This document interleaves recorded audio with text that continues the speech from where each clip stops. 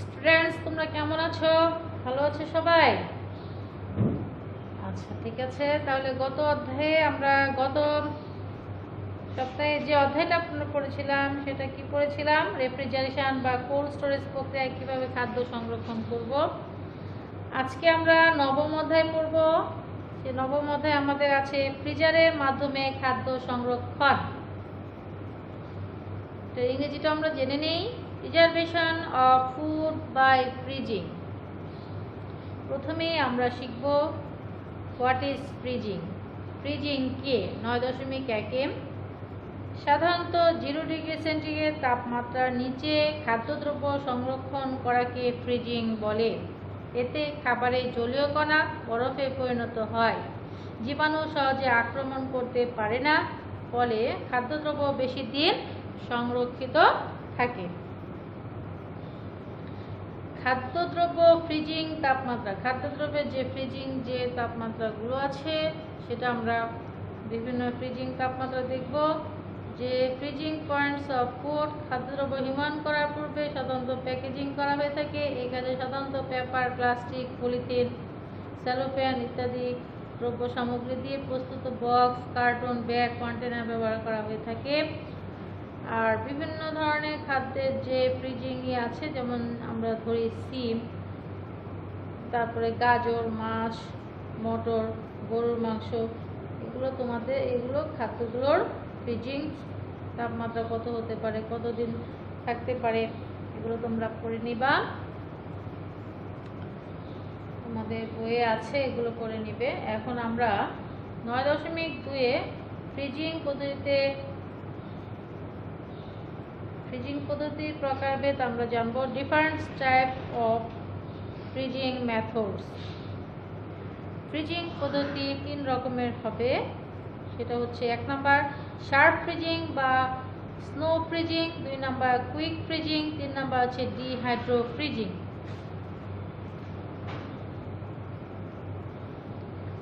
এখন আমরা জেনে নিচ্ছি এগুলোর সংজ্ঞা, যে শার্প ফ্রিজিং বা স্নো ফ্রিজিং কাকে বলে। যে এই পদ্ধতিতে খাদ্যদ্রব্যকে একটি নিম্ন তাপমাত্রার কক্ষে রেখে স্থির বাতাসের প্রাকৃতিক প্রবাহ বা বড় জোর বৈদ্যুতিক পাখার উপস্থিতিতে ধীরে ধীরে তার তাপমাত্রা -23.3°C নামিয়ে আনা হয়। বস্তুতপক্ষে শার্প ফ্রিজিংয়ের ক্ষেত্রে তাপমাত্রা -15°C থেকে -29°C কাছাকাছি হয়ে থাকে এবং খাদ্যদ্রব্য ঠান্ডায় জমাট বাঁধতে 3 থেকে 72 ঘন্টা সময় লাগে। এক্ষেত্রে বরফের দানা আকারে বড় হয়, কাজেই খাদ্যস্থিত বরফের দানার চাপে কোষের কাঠামোগত ক্ষতি হয়। আচ্ছা, 2 নাম্বার সংজ্ঞাটা আমাদের ছিল কুইক ফ্রিজিং। কুইক মানে দ্রুত, তাড়াতাড়ি হবে। এই প্রক্রিয়ায় খাদ্যদ্রব্য শীতলীকরণ অতি দ্রুততার সাথে কম সময়ে করা হয়ে থাকে এবং বরফের দানা খুব ছোট ও মসৃণ হয়, ফলে কোষের গাঠনিক কাঠামোর কোনো ক্ষতি হয় না। এক্ষেত্রে তাপমাত্রা -20 থেকে 40°C পর্যন্ত হয়ে থাকে এবং ঠান্ডায় জমাট বাঁধার সময় হচ্ছে 20 থেকে 30 মিনিট। এটা নির্ভর করে প্যাকেজিংয়ের পুরুত্বের উপর। কুইক ফ্রিজিং প্রধানত 3টি পদ্ধতিতে হয়ে থাকে, যেমন সরাসরি রেফ্রিজারেন্ট এর মধ্যে ডুবিয়ে, পরোক্ষভাবে রেফ্রিজারেন্টের সংস্পর্শে, এবং হচ্ছে এয়ার ব্লাস্ট ফ্রিজিংয়ের মাধ্যমে। এখন আমরা জেনে নিচ্ছি কুইক ফ্রিজিংয়ের সুবিধাগুলো। 1 নাম্বার বরফের দানা আকারে খুব ছোট এবং মসৃণ হয়, ফলে খাদ্যদ্রব্যের কোষ কাঠামোর কোনো ক্ষতি হয় না। 2 নাম্বার সাইক্রোফিলিক জীবাণু বৃদ্ধি থেমে যায়। 3 নাম্বার এনজাইমিক ক্রিয়া বন্ধ হয়ে যায়, ফলে ফার্মেন্টেশন হওয়ার সম্ভাবনা থাকে না। 4 নাম্বার কম ব্যয় সাপেক্ষ। 5 খাদ্যদ্রব্যের রং, গন্ধ এবং টেক্সচার গঠন ভালো থাকে। তারপর 3 নাম্বার সংজ্ঞা ছিল আমাদের ডিহাইড্রো ফ্রিজিং। এই পদ্ধতিতে শুষ্কীকরণ এবং ফ্রিজিং পর্যায়ক্রমিকভাবে হয়ে থাকে। খাদ্যদ্রব্যের জলীয় কণার শতকরা 50% শুষ্কীকরণ পদ্ধতিতে দূর করার পর বাকি জলীয় কণা ফ্রিজিং পদ্ধতিতে জমানো হয়। এভাবে জমিয়ে খাদ্যদ্রব্যকে সংরক্ষণ করার প্রক্রিয়াকে ডিহাইড্রো ফ্রিজিং বলে। এখন আমরা ডিহাইড্রো ফ্রিজিং এর সুবিধাগুলো পড়ব। অ্যাডভান্টেজ অফ ডিহাইড্রো ফ্রিজিং: খাদ্যদ্রব্যের ওজন কমে যায়, ফলে পরিবহনের খরচও বহুলাংশে কমে যায়। খ, খাদ্যদ্রব্যের গুণগত মান ভালো থাকে। গ, স্বাদ, গন্ধ, রং এর কোনো পরিবর্তন হয় না। ফ্রিজিং এর সময় পদ্ধতি ছাড়াও বাণিজ্যিকভাবে ব্যবহৃত আরও কিছু পদ্ধতি আছে। সেগুলো হচ্ছে 1 number air blast freezing, pressure plate freezing, cryogenic freezing, তারপর direct immersion freezer, indirect immersion freezer. Dry ice বা সলিড কার্বন ডাইঅক্সাইড ব্যবহার করা হয়। ড্রাই আইস বলে সরাসরি বাষ্প আকারে কার্বন ডাইঅক্সাইড গ্যাস হিসেবে উড়ে যায়। এখন আমরা 9.4 এটা পড়ব, ফ্রিজার বার্ন বা এবং থ্রোয়িং। ফ্রিজার বার্ন কাকে বলে সংজ্ঞাটা আমরা জেনে নিচ্ছি। ফ্রিজার বার্ন: কিছু কিছু খাদ্যদ্রব্য আছে যেমন মাছ, মাংস, যাদের মোড়কবিহীন অবস্থায় হিমায়িত করলে তার উপরিতলে সূক্ষ্ম বরফ কণা সৃষ্টি হয় এবং পরবর্তী সময়ে ওইসব বরফ কণার ঊর্ধ্বপাতনের ফলে খাদ্যের উপরিভাগ শুকিয়ে যায় এবং দেখতে অনেকটা ঝলসে যাওয়া মাংসের মতো দেখায়। খাদ্যদ্রব্য তথা মাছ বা মাংসের এরূপ অবস্থাকে ফ্রিজার বার্ন বলে। জমানো মাংসের উপর এক স্তর পানি দিয়ে এ ধরনের পরিবর্তন রোধ করা যায়। এটা হচ্ছে থ্রোয়িং বা বরফ গলিয়ে নরমকরণ। ফ্রিজিং করার পর খাদ্যবস্তুকে বাইরে এনে কিছুক্ষণ রেখে দিলে এটি তাপ শোষণ রেখে পূর্ব অবস্থায় ফিরে যায়। এই অবস্থাকে থ্রোয়িং বলে এবং যে প্রক্রিয়ায় এটি ঘটে তাকে থ্রোয়িং প্রসেস বলে। জমাট খাদ্য বা ফ্রোজেন অবস্থায় ফিরে আসতে যে সময় লাগে তাকে থ্রোয়িং টাইম এবং যেই তাপমাত্রায় থ্রোয়িং করা হয় তাকে থ্রোয়িং টেম্পারেচার বলা হয়। তাহলে তোমরা এখানে যে থ্রোয়িং টাইম কাকে বলে, থ্রোয়িং টেম্পারেচার কাকে বলে, এগুলো তোমরা দাগিয়ে পড়ে ফেলবে। ফ্রিজিং বা হিমায়নের বিপরীত অবস্থাকে থ্রোয়িং বা বরফ গলিয়ে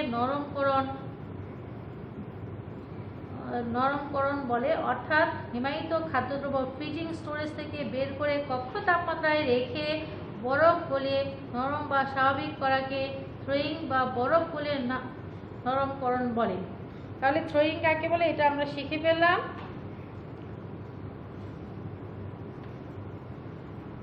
কক্ষ তাপমাত্রায় হিমায়িত খাদ্য নরম হতে প্রায় 4 থেকে 5 ঘন্টা সময় লাগে। খাদ্যদ্রব্য হালকা গরম পানিতে ডুবিয়েও এই কাজ করা যায়। হিমায়িত খাদ্যদ্রব্য নরম করার সময় নিম্নলিখিত পরিবর্তন হয়ে থাকে। ক নাম্বার, মাংসের ক্ষেত্রে বরফ গলার সময় রক্ত মাখা পানি বের হয়ে আসতে পারে, তবে এরূপ ক্ষেত্রে মাংসের গাঠনিক বৈশিষ্ট্যে তেমন পরিবর্তন হয় না। খ নাম্বার, ফল শাকসবজির ক্ষেত্রে গাঠনিক বৈশিষ্ট্যের উল্লেখযোগ্য পরিবর্তন হয় না। গ, বরফ গলন ধীর গতিতে হয়ে জীবাণুর বৃদ্ধি বা কার্যকারিতা শুরু হয়ে যায়। ঘ, এনজাইমের ক্রিয়াকলাপ বৃদ্ধি হতে থাকে। ও, ফল শাকসবজি, প্রস্তুত খাবার, আইসক্রিম, মাছ, মাংস বারবার ফ্রিজিং এবং থ্রোয়িং করা উচিত নয়।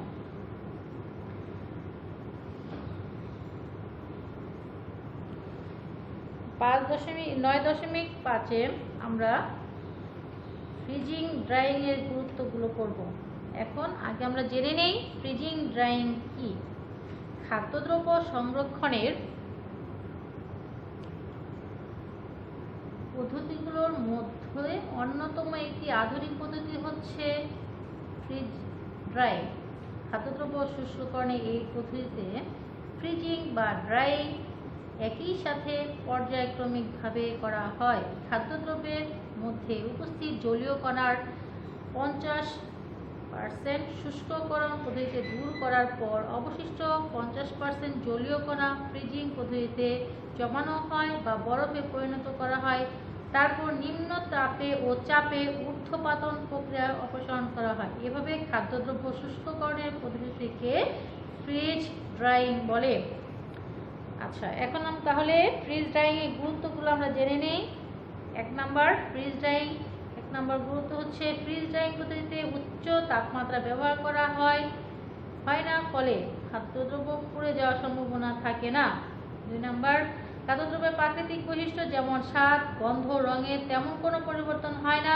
3 নাম্বার খাদ্যদ্রব্যের পুষ্টিমানের পরিবর্তন হয় না। 4 নাম্বার ফ্রিজ ড্রাইং পদ্ধতিতে খাদ্যদ্রব্য সংরক্ষণের ক্ষেত্রে খাদ্য সংরক্ষণের প্রিজারভেটিভের প্রয়োজন হয় না। পাকা ফলমূল, শাকসবজি ফ্রিজ ড্রাইং পদ্ধতিতে সহজে সংরক্ষণ করা যায়। 6 নাম্বার খাদ্যদ্রব্যকে বড় বড় সাইজ পিস আকারে সংরক্ষণ করা যায়। 9.6 হচ্ছে ক্রায়োজেনিক ফ্রিজিং এর বর্ণনা। ক্রায়োজেনিক ফ্রিজিং কি আমরা আগে এটা জেনে নেই। ক্রায়োজেনিক ফ্রিজিং পদ্ধতিতে খাদ্যদ্রব্যকে অতি দ্রুত জমিয়ে বা বরফে পরিণত করে খাদ্যদ্রব্য সংরক্ষণ করা হয়। অতি দ্রুত জমিয়ে বা বরফে পরিণত করে খাদ্যদ্রব্য সংরক্ষণ করা হয় বলে এই পদ্ধতিকে আলট্রা ফাস্ট ফ্রিজিং পদ্ধতি বলা হয়। খাদ্যদ্রব্যকে অতি দ্রুত -75°C তাপমাত্রায় ঠান্ডা করে হিমায়িত করা হয়, যা বরফে পরিণত করা হয়। হিমায়িত করার পর জমাট বাঁধা খাদ্যদ্রব্যকে -20°C থেকে -40°C তাপমাত্রায় গুদামজাত করা হয়। এই পদ্ধতিতে খাদ্যদ্রব্যকে স্ক্রু জাতীয় কনভেয়র বেল্টের উপর রেখে তরল রেফ্রিজারেন্ট যেমন কার্বন ডাইঅক্সাইড, নিয়ন, নাইট্রোজেন ইত্যাদি স্প্রে করা হয়, ফলে 3 মিনিটের মধ্যে খাদ্যদ্রব্য জমে বরফে পরিণত হয় এবং খাদ্য সংরক্ষণ করা হয়। তাহলে এখন আমরা ক্রায়োজেনিক ফ্রিজিং এর সুবিধাগুলো জেনে নেই। 1 নাম্বার যেসব যন্ত্রপাতি ব্যবহার করা হয় তা হলো সরল প্রকৃতির। 2 নাম্বার অল্প সময়ের মধ্যে প্রয়োজন হয়, অল্প সময়ের ভিতরে এটা কার্যক্রম শেষ হয়ে যায়। 3 নাম্বার এই পদ্ধতিতে জায়গা কম লাগে। 4 নাম্বার খাদ্যদ্রব্যের রং, গন্ধ, গঠন, স্বাদ ঠিক থাকে। 5 নাম্বার লোকবল কম লাগে। 6 নাম্বার অল্প পরিমাণ মূলধনের প্রয়োজন হয়। 7 নাম্বার হিমায়িত অবস্থায় খাদ্যদ্রব্য দীর্ঘদিন পর্যন্ত সংরক্ষিত থাকে। তাহলে আজকে এই পর্যন্তই। তোমরা সবাই ভালো থাকো, আর এগুলো ভালো করে যেগুলো আছে ভেরি শর্ট প্রশ্ন, শর্ট প্রশ্ন এগুলো পড়বা। যেমন ভেরি শর্ট প্রশ্নের ভিতরে তোমরা পড়বে যে ফ্রিজ ড্রাইং কাকে বলে, ক্রায়োজেনিক ফ্রিজিং কাকে বলে, হিমায়ক কি, রেফ্রিজার বার্ন কি, থ্রোয়িং কি, এগুলো তোমরা পড়বে। তারপর যেমন ফ্রিজ সংক্ষিপ্তের ভিতরে পড়বা ফ্রিজ ড্রাইং এর সুবিধা, ক্রায়োজেনিক ফ্রিজিং এর সুবিধা, ডিহাইড্রো ফ্রিজিং এর সুবিধা, ফ্রিজ ড্রাইং এর গুরুত্ব, এগুলো পড়বে। তারপর হিমায়িত খাদ্যদ্রব্য নরম করার জন্য কি কি পরিবর্তন সাধিত হয় এগুলো পড়বা। আর রচনামূলক প্রশ্নের ভিতরে পড়বা ফ্রিজ ড্রাইং কি, ফ্রিজ ড্রাইং এর প্রয়োজনীয়তা বর্ণনা করো, এটা আসতে পারে। ক্রায়োজেনিক ফ্রিজিং এর বর্ণনা আসতে পারে, এটা এভাবে পড়ে রাখবে। ফ্রিজিং পদ্ধতির প্রকারভেদ বর্ণনা সহ, সংজ্ঞা সহ, উদাহরণ সহ তোমরা মুখস্থ ঠোঁটস্থ করে ফেলবে। তাহলে সবাই ভালো থাকো।